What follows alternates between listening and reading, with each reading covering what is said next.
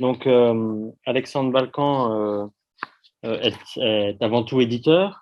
Donc, elle a été impliquée dans l'activité de différentes maisons d'édition spécialisées en bande dessinée, l'an 2, Frémoc, l'association de Uchikuchi, avant de fonder lui-même les éditions Adverse en 2016, et que vous connaissez sans doute, et qui publie d'ailleurs beaucoup de textes, enfin beaucoup d'œuvres qu'on pourrait qualifier de hors-champ, et en faisant cet acte de publication, participe aussi à ce genre de déplacement entre champ et hors-champ, dans une démarche aussi d'expérimentation éditoriale. Et aussi, Alexandre Balkan est par ailleurs l'auteur de plusieurs textes dans diverses publications et périodiques, dont 9e art, DMPP, Hey, du neuf, Précaré et à partir de. Et je te laisse la parole. Merci, bonjour à toutes et à tous. Alors, mon intervention d'aujourd'hui consiste à attirer votre attention sur un échantillon de travaux hybrides qui engagent des questions de relations et d'agencement texte-image, de texte dessiné, de séries d'images, disons, séquentielles, voire des bandes dessinées au sens canonique du terme. Mais la particularité, c'est que toutes sont issues du champ littéraire et plus spécifiquement celui du champ de revues littéraires françaises des années 70. Alors, voilà quelques-uns des auteurs dont je vais évoquer le travail. J'accorderai une importance toute particulière à la revue trimestrielle Minuit, des éditions de Minuit, qui est aujourd'hui méconnue, qui a été lancée en 1972 et qui a connu une cinquantaine de numéros sur une période d'un peu plus de 10 ans. Revue dont la direction fut d'abord confiée à l'écrivain Tony Duvert sur une proposition et sur la supervision de Jérôme Lindon. Jérôme Lindon était par ailleurs un grand amateur de Steinberg. J'ai découvert la revue Minuit quand j'ai commencé à travailler il y a bientôt 10 ans sur un projet d'anthologie des travaux de Robert Varlez, qui lui-même était éditeur de poésie, mais aussi dessinateur et collagiste. Robert Varlez était proche de Martin von James, que vous connaissez sans doute et qu'on évoquera par la suite. Et Martin von James a lui-même présenté ses tout premiers travaux au public français dans le cadre de la revue Minuit. Et c'est sur la recommandation de von James que Varlez a proposé puis publié de nombreux travaux dans cette même revue. Donc, des bandes dessinées expérimentales, formalistes, un travail à l'encre de Chine sur papier calque, d'après les chronophotographies d'Edward Muybridge, mais qui dépasse amplement la simple reconduction du découpage du mouvement pour expérimenter des jeux savants d'imbrication de cadres, de contamination, de transformation des motifs, de mise en scène de la propagation des encres, etc. Avant d'élaborer un projet long d'environ 80 pages qui sera proposé au même éditeur, Minuit, en 1977, mais qui sera refusé sous prétexte que, je cite un courrier de Rob Grillet rapportant les propos de Jérôme Lindon, la publication d'un livre de dessin est tout à fait exclue chez nous. Ce refus mettra un terme à l'engagement de Robert Varlez dans cette direction, avant que Uchikuchi lui propose d'éditer le manuscrit en question en 2015, soit presque 40 ans plus tard. En tout, il livrera 11 contributions à la revue sur une période d'environ 5 ans. Alors, consultant les numéros en question pour travailler sur cette anthologie, j'ai été vraiment frappé par l'espace important consacré à des travaux dessinés ou relevant de la poésie visuelle et voyant dans certains d'entre eux, et donc ceux de von James et Varlez bien sûr, mais aussi quelques autres, un passionnant creuset faisant directement écho et anticipant les formes les plus contemporaines de bande dessinée qui se développent ces dernières années. Donc, suite à cette ouverture, j'ai commencé à traquer, à collecter des travaux de cette période qui pouvaient s'inscrire dans cette optique, et c'est ainsi que j'ai pu considérablement élargir le corpus. Donc, cette présentation sera évidemment pas du tout exhaustive, mais j'espère qu'elle sera suffisante pour vous faire partager le saisissement dans lequel j'ai été pris moi-même et qui a considérablement redéfini et élargi ma perception et mes réflexions sur la bande dessinée. Donc aujourd'hui, ce qui m'intéresse en creux dans cet effort de collecte, c'est aussi tenter de percevoir en quoi la bande dessinée était une éventuelle question, un centre d'intérêt pour certains de ces artistes, poètes, dessinateurs, écrivains, plasticiens. Voilà. Pour Robert Varlez, l'intérêt est clair et affirmé. Il a d'ailleurs lui-même consacré des numéros spéciaux de sa revue 25 à la bande dessinée. Pour Martin von James, dont vous connaissez probablement au moins son livre célèbre La Cage, aucun doute pour d'un intérêt pour la bande dessinée non plus. Ses premiers travaux étaient des bandes dessinées qui s'inscrivaient très directement dans la lignée du comics underground des années 60. Il y a eu un recueil qui s'appelle Elephant. C'était un auteur canadien. Il revendique quant à lui l'influence du nouveau roman, d'où le rapprochement avec Minuit, donc, influence du nouveau roman notamment dans la conception de ses narrations. Il témoigne notamment du choc visuel qu'a représenté sa découverte de l'année dernière à Marienbad d'Alain Resnais, avec la collaboration d'Alain Robbe-Grillet. Il arrive à Paris en 72 et rencontre des auteurs gravitant autour de Minuit, et il publie dans la revue dès le numéro 2. Il reviendra régulièrement. Il y aura une quinzaine de contributions en tout, qui sera compilée dans une anthologie parue aux éditions L'Atelier de l'Agneau, qu'on voit à droite, après la bataille. L'Atelier de l'Agneau était précisément la maison d'édition de Robert Varlez. Et Martin Vogem signera par ailleurs un grand nombre plusieurs couvertures pour la revue Minuit. Alors, l'autre auteur sur lequel je souhaitais attirer votre attention, quelques extraits de Von James dans la revue Minuit. Alors, c'est Michel Longuet, qui lui était un proche de André Lindon, qui était le frère aîné de Mathieu Lindon, et qui était réalisateur de films d'animation. Sur la recommandation d'André Lindon, Michel Longuet présente un projet de bande dessinée aux éditions de Minuit. Donc on voit la couverture ici, Chassé-Croisé, qui sera d'abord refusée, mais que Michel Longuet remaniera, sous l'influence notamment de la pièce de Samuel Beckett, Oh les beaux jours. Donc c'est par l'entremise de Tony Duvert qu'il se retrouve en charge de dessiner et de maqueter la couverture du premier numéro de la revue de Minuit. Et cette illustration en fait sera réalisée en référence à un texte de Duvert publié dans ce même numéro. Ensuite, c'est l'intérêt de Beckett pour le travail de Michel Longuet qu'il fera revenir. Beckett lui passera directement commande pour que 2 dessins de couverture de futurs numéros de Minuit illustrent des textes de Beckett qui seront présents dans ces mêmes numéros. Au total, Michel Longuet signera 14 couvertures et 16 contributions dessinées tout au long de l'histoire de la revue, qu'on peut voir sur son site personnel. Alors, il m'a expliqué que c'était Tony Duvert qui était responsable de la présence du dessin dans Minuit. La volonté, c'était de chercher à inscrire la revue dans une longue tradition de revues littéraires et graphiques, avec en référence notamment The Yellow Book, qui était une revue britannique et artistique et littéraire de la fin du 19e siècle, en référence. Mais on peut aussi supposer que la revue de poésie graphique Insolation des éditions Fata Morgana, qui date de la fin des années 60, est une autre des influences, alors que Fata Morgana publiait des livres illustrés, mais aussi des auteurs proches de Minuit, comme Blanchot, Butor, etc. Ensuite, le travail de Joëlle de la Cassinière, d'après Mathieu Lindon, elle était réellement considérée comme un des piliers de la revue. Elle aura livré 9 contributions au total. Donc Joëlle de la Cassinière était une artiste qu'on peut qualifier de post-beatnik et influencée notamment par le travail de William Burroughs. Elle hybride allègrement des slogans, des collages, du dessin et de la littérature dans ses travaux. Elle m'a témoigné avoir envoyé un jeu de copie de son tout premier livre, absolument nécessaire, directement à Gilles Deleuze, et que ce serait Deleuze lui-même qui aurait fortement incité Jérôme Lindon à le publier chez Minuit. Deleuze y fait d'ailleurs référence dans les premières pages de Mille Plateaux. Donc avec Chassé-Croisé, absolument nécessaire, et Chassé-Croisé, ces 2 livres constituent des incongruités vraiment passionnantes dans le catalogue général de la maison d'édition. Pour revenir à la revue, quelques autres travaux.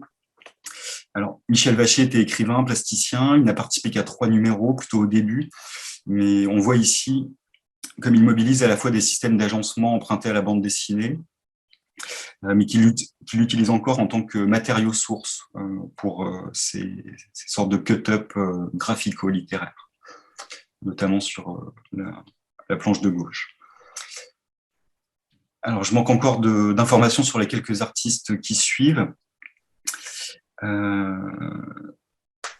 Mais ici, vous pouvez apprécier le travail en découpe de Michel Pierret, publié dans la revue. Là, j'ai reproduit avec des masques pour qu'on voit les parties vraiment découpées dans le dessin.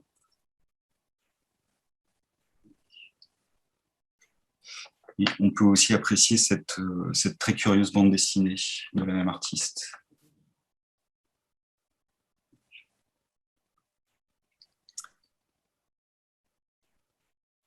Alors, autre proposition, Françoise Marais, elle n'aura livré qu'une contribution, mais celle-là m'a frappé pour sa force d'anticipation, de forme qu'on retrouvera dans des expériences de bande dessinée dites abstraites qui émergeront dans les 25-30 années plus tard. Alors, il y aurait d'autres travaux intéressants dans le cadre de la revue Minuit, je pense notamment à Jean-Luc Parent, mais la plupart d'entre eux sont quand même plus éloignés de questions de bande dessinée, donc comme le temps est resserré, je préfère vous montrer des extraits du travail de Françoise Rojar, qui est le seul travail connu de cet artiste, qui a été publié dans la revue Change en 1970 et qui est présenté comme une traduction graphique d'un extrait du roman Compact de Maurice Roche. Le roman Compact de Roche avait la particularité d'être un roman à plusieurs voix simultanément entremêlées. On voit ici que Rojar mobilise une véritable pluralité de registres de figuration pour composer des planches en écho à la méthode de Roche. Planches qui sont par ailleurs marquées par l'influence probable des hypergraphies lettristes, mais à mes yeux, elles sont ici plus abouties. Alors, pour en revenir à Joëlle de la Cassinière, une digression par rapport aux revues. Donc, elle vit en communauté qui s'autonomait Montfaucon Research Center à Bruxelles au début des années 70 avec plusieurs autres artistes. Et 3 d'entre eux, en plus d'elle-même, ont réalisé des travaux mixtes, texte-dessin, qui furent édités par de la Cassinière elle-même en 1972. Donc là, on voit les objets en question. 2 d'entre eux, les plus petits formats, ont été écrits dessinés directement sur des blancos d'imprimerie. Donc, il y a vraiment la pensée du livre immédiatement présente. Parmi ceux-là, il y a le travail d'Olympia Rouska, qui est un travail écrit en 3 langues, avec une écriture notamment marquée par Guyotat. Un livre d'Alberto Tavares, qui signait à l'époque Alberto, 69 positions, qui là compile plutôt des propositions pour des installations impossibles et qui mobilise texte et images agencés pour en fournir le détail. Et enfin, Le pays où tout est permis de Sophie Podolsky. Alors Sophie Podolsky, ça deviendra une figure un peu mythique de cette période. Elle aura été publiée dans la revue Telle Quelle de Philippe Solers, puis édité. Ce texte aura été édité, mais dans une version dactylographiée, qui dénature beaucoup le travail, par les éditions Belfond, ou encore par la revue Luna Park, sur laquelle je vais basculer. Et une exposition consacrée au travail de Sophie Podolsky a été montée par le Vils en 2018 et accompagnée d'un catalogue. Alors, il aurait dû y avoir un 4e livre dans cette série Montfaucon Research Center, mais c'était précisément absolument nécessaire, qui sera donc, quant à lui, édité par Minuit. Joëlle de la Cassinière a elle-même réédité ses ouvrages aussi récemment, ainsi qu'une anthologie de ses propres travaux, et notamment ceux de Minuit, mais je ne sais pas comment accéder à ces livres, parce qu'ils n'ont été diffusés que dans le cadre d'expositions jusqu'à présent. Si ce n'est que sur le site personnel d'Olympia Rouska, on peut acquérir The Yellow Book par contact direct avec l'auteur. Alors, je m'approche de la fin et je termine avec Luna Park. Alors là, c'était une revue qui était menée par un spécialiste des avant-gardes du XXe siècle, Marc Dachy, et qui a livré notamment un numéro un peu mythique, son numéro 2, spécial graphie, qui présentait notamment le travail de Sophie Podolsky. Et dans son numéro 3, on retrouve aussi Alberto Tavares du Montfaucon Research Center. Suite à les extraits des travaux en question dans ces revues. Et suite au numéro spécial graphie, il y a aussi une exposition en galerie qui s'appelait Écriture. Et il y a eu un catalogue d'exposition dans lequel sont abordées par un texte assez passionnant aussi toutes ces questions de confusion, altercation, image-texte, dessin de la lettre, typoésie, etc. Et puis une petite digression pour finir, mais les connexions me semblent assez évidentes. Marc Dachy était par ailleurs proche de Brian Gysin, et c'est par son intermédiaire que Mathieu Lindon a d'ailleurs pu interviewer Burroughs dans les années 80. Et donc Gysin et Burroughs ont quant à eux réalisé dans le courant des années 60, d'abord publié en revue, un long travail à 4 mains qui s'appelle The Third Mind, dont voilà quelques extraits. Voilà pour cette présentation. J'espère avoir pas trop débordé. J'ai listé ici quelques-uns des ouvrages encore disponibles, parce que la plupart des choses que je vous ai montrées sont inaccessibles que sur un marché de deuxième main. Et je remettrai cette liste, et sinon je vous laisse mon adresse email au cas où vous auriez des découvertes à me faire partager ou des questions à poser par la suite. Voilà. Si vous avez des questions, n'hésitez pas. Est-ce qu'il y a des questions dans le public? Oui, j'ai une question, Benoît. Oui, Sébastien, oui. Salut. Bonjour. Bonjour. Je me demandais si, dans ce contexte-là, l'auteur italien Luigi Serafini, est-ce qu'il y avait des liens avec le travail de Serafini, par exemple? Enfin, Alors, Serafini, c'est comment s'appelle son livre? Le Codex Serafinien. Le Codex Serafinus. Il y a un nombre de parallèles au niveau graphique, on pourrait dire au moins. Ouais. Oui, je comprends le rapprochement. Alors, notamment en ce qui concerne les questions des écritures illisibles, une espèce de pure fascination pour le dessin de la lettre. On pourrait établir un parallèle, en effet. Après, le corpus pourrait être vraiment très, très considérablement élargi. Là, c'est vraiment l'idée, c'était de proposer quelques propositions resserrées sur un corpus donné, mais en effet, oui, on pourrait tout à fait... Oui, non, je devais penser, je crois, je ne sais plus si c'est le travail de Françoise Rojard ou une des autres autrices que vous avez montré avec, en fait, les reptiles, enfin, qui est un motif assez récurrent, j'imagine, aussi dans la période. Ça me faisait penser les de façon reptiles, associative, en fait, c'est pour ça. Ouais. Alors, les reptiles, ça devait être Voilà. ça, je pense. Ouais. Alors, c'est Joëlle de la Cassinière. À l'époque, elle était très nomade. Elle a beaucoup voyagé, notamment en Amérique du Sud. Et cette proposition vient directement de là. Donc, je pense que... Et en effet, la page suivante, voilà, Ouais. là, il y a un rapport très fort. Enfin bon, c'est quelque chose qui faisait mais on retrouve à l'époque. Ouais. Mais typiquement dans cette planche aussi, on retrouve cette question des graphies illisibles, quoi. Il y avait encore une question de Camille. Par rapport à Joëlle de la Cassinière, je me demandais s'il y a eu cette exposition alors que je n'ai pas vu au musée de... Alors, j'entends pas, pardon, c'est un peu loin. Venir ici pour poser la question, ce sera plus près du micro. C'est peut-être plus gai aussi. Bonjour. Bonjour. C'était une question relative à Joëlle de la Cassinière. Je me demandais si l'exposition que je n'ai pas vue du musée de Rochechouart l'année dernière, oui. Qui était une exposition monographique, je crois, assez conséquente, permettait un éclairage complémentaire s'il y avait eu un catalogue sur justement ce travail de publication qu'elle a pu faire dans diverses revues. Enfin, on voit tous les croisements sur... Voilà. Alors, à ma connaissance, il n'y a pas eu de catalogue à ce moment-là. J'imagine qu'elle y a présenté le livre qu'elle a réédité en même temps que les 3 ouvrages du Montfaucon Research Center. L'exposition était plutôt consacrée, alors j'ai malheureusement pas pu la visiter non plus, mais à toute une série de travaux qu'elle appelle des tableautins. Donc là, c'est vraiment des propositions qui sont plus pensées pour l'exposition que pour le papier. Donc c'est des formats un peu plus amples, avec une approche plus orientée vers la peinture, le collage, mais qui travaille toujours sur une très forte présence du texte. Et elle revendique très fort son implication d'écrivaine, quoi.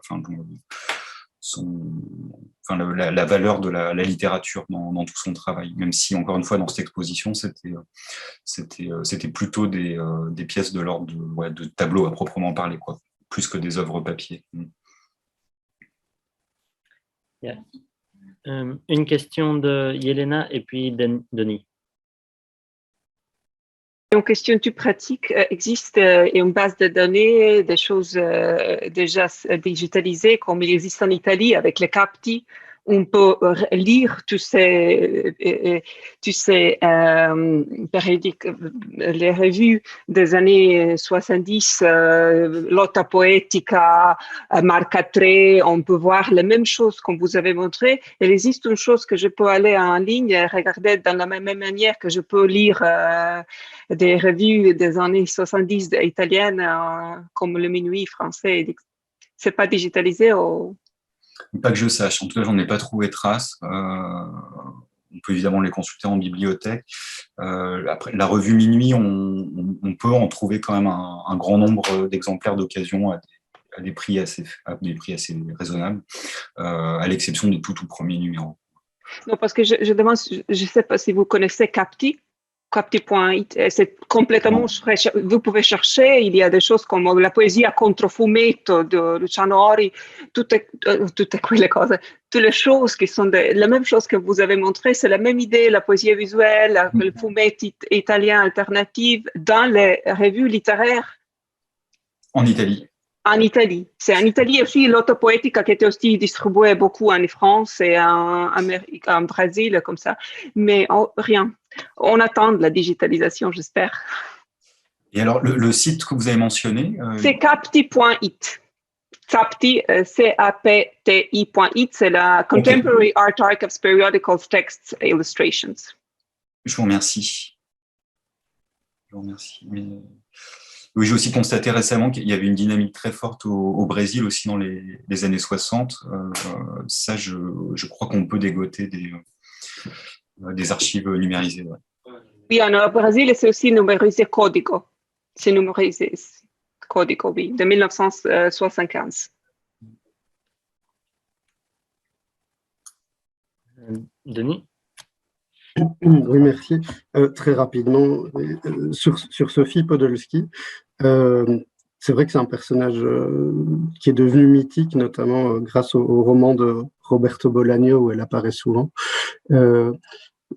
Simplement, dans sa trajectoire, il y a quand même quelque chose de très particulier, c'est que cette jeune femme était schizophrène, elle se suicide à l'âge de 21 ans, et que sa publication dans Tel quel par Philippe Solers, elle n'était pas au courant. C'est-à-dire que elle était de la famille de Dominique Rollin, qui a envoyé, sans lui demander son avis, une copie du Pays où tout est permis à Philippe Solers, ce qu'il a fait publier l'a fait paraître, dans Tel quel, ce que Sophie Podolsky et sa famille, le reste de sa famille, ont appris après la publication. Et donc, il y a quand même quelque chose, là, je trouve, de complètement sidérant en guise de processus éditorial. Voilà, c'était simplement pour une note de bas de page. Ouais, donc vous avez raison de le mentionner, d'autant que de ce que j'en sais, Philippe Solers est en grande partie responsable de la publication chez Belfond de la version entièrement dactylographiée qui essore quand même en grande partie le travail de Podolsky.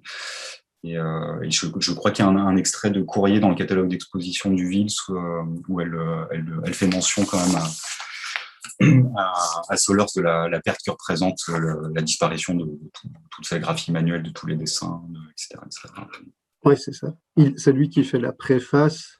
Mais en fait, c'est aussi très particulier parce qu'à ce moment-là, si je ne me trompe pas, Solers est en train de préparer Paradis, qui est ce grand texte sans ponctuation. Et en fait, c'est vraiment aller chercher une sorte d'adjuvante surprise qui lui tombe un peu dessus par hasard, et c'est une sorte d'illustration de la folie et de la liberté qui le sert uniquement lui-même. Voilà. Donc, voilà, vous aurez compris mon positionnement sur Solers. Oui, tout à fait. Mais je rebondis parce que vous mentionnez la question de la schizophrénie de Sophie Podolsky.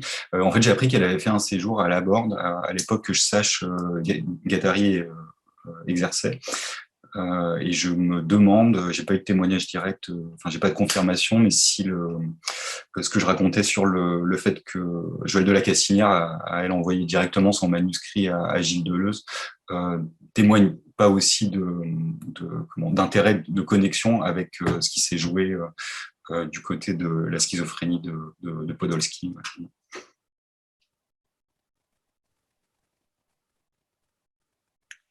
Oui, oui, c'est à voir. Elle s'est suicidée en fait en revenant de son séjour à la Borde, en comprenant en fait qu'elle allait enfin qu'elle allait avoir 21 ans, qu'elle devenait adulte et qu'elle ne se sentait pas capable d'affronter les contraintes de l'âge adulte, ce qui est assez tragique, comme une forme de trajectoire, comme forme de lucidité, ou enfin, je ne sais pas comment on doit appeler ça.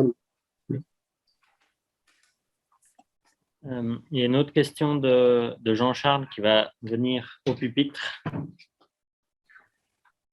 Bonjour Alexandre, merci pour cette présentation. J'avais une question assez simple. En fait, c'est est-ce qu'on sait quelle était la réception de ces histoires? Est-ce qu'elles étaient lues? Et aussi la question, surtout au début, quand tu parlais de Robert Varlez et de Von James, on sentait qu'il y avait une sorte de groupe qui se faisait.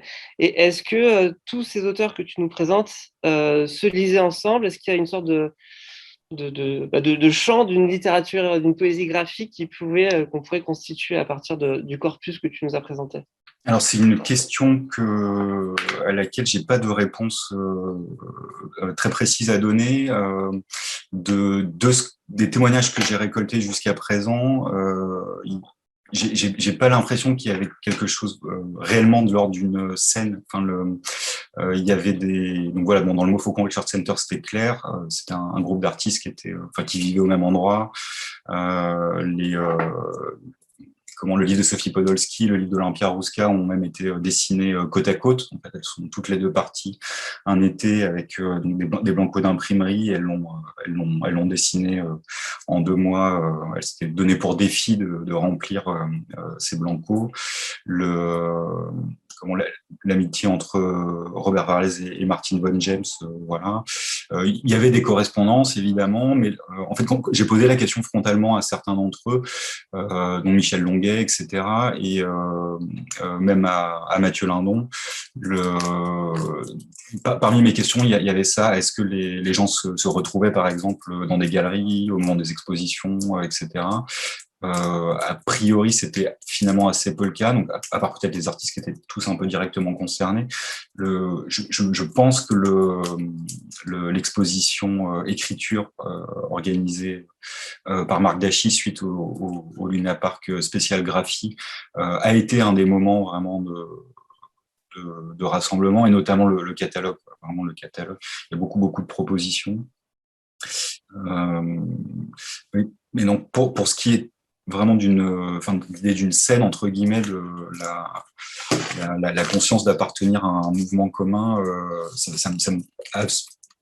là où j'en suis de mon enquête, on va dire, ça me paraît quand même assez douteux. En fait, voilà. Okay, merci. Et ça serait à creuser, à vérifier. Ouais. On arrive. Il y a Erwin a encore une question. Oui, bonjour. Salut Alex. Bonjour Erwin. En fait, ça rebondit un peu sur ce que Jean-Charles vient de dire, ce qui est étonnant, parce que les liens avec la bande dessinée sont aux yeux. Et est-ce que tu as vu parce qu'on vraiment, on a l'impression. Alors, Martin Vogel James, il est écouté par Benoît Peter sous impression nouvelle, et à mon avis, c'est ça qui fait glisser, on va dire, du hors-champ de la bande dessinée vers le champ. Et donc, on va avoir des articles dans les cahiers de la bande dessinée, etc. Erwin vient peut-être ici parce qu'on n'entend pas bien. Non. J'entends. Si tu peux te rapprocher un peu, c'est mieux. Mais... Alors, je vais me rapprocher. Merci. Oui, voilà. Et on se dit, tiens, pourquoi Von James et pas les autres qui, finalement, quand on voit Varley ou d'autres, sont plus proches, en fait, des dispositifs canoniques de la bande dessinée. Et je me demandais, est-ce que tu as vu des traces de ces créations-là, je ne sais pas, dans des revues comme Gifruit, peut-être dans Charlie Mensuel. Et alors, une autre question qui va un peu dans l'autre sens, je trouvais ça assez interpellant, le fait que, si j'ai bien suivi, Varley n'a pas publié son bouquin suite à une décision de Rob Grier. Mais Rob Grier lui-même avait publié l'année dernière à Marienbad avec des photographies. Il y a eu des albums comme ça. Puis, là aussi, un peu dans la continuité de la jetée de Chris Marker, qui a aussi fait l'objet d'un bouquin, on a l'impression qu'il y a quand même des connexions évidentes et qui ne se font pas toujours, quoi. On a un peu l'impression qu'il y a tout ça se frôlait comme si ces champs, à un moment donné, allaient été appelé à dialoguer, et puis ça se fait pas nécessairement, quoi. Alors en effet, quelques anecdotes que aussi, pour revenir à la question précédente, apparemment le absolument nécessaire de Joël de la Cassinière chez Minuit a été vraiment un échec commercial. C'était pas un très gros tirage, mais je crois qu'il a été tiré à 500 exemplaires, mais qu'il est resté du stock longtemps. Je crois même que Joël de la Cassinière a elle-même récupéré une partie des invendus. Alors, Robert Varlez a quand même publié a participé à un numéro d'À suivre au début, je ne sais plus si c'était le 7 ou le 9, pour un travail qui est d'une forme assez proche de ce qui était publié dans Minuit. Mais sinon, pour moi, en effet, c'est un mystère complet. Pourquoi ce travail n'a pas été vu, ou en tout cas soutenu plus tôt, d'autant qu'il y a certaines personnes qui sont par la suite devenues éditeurs ou critiques ou théoriciens de la bande dessinée qui étaient très proches de Minuit, donc notamment Benoît Peters qui publiait lui de la littérature à cette même période, qui a publié même un entretien avec Hergé dans les pages de Minuit.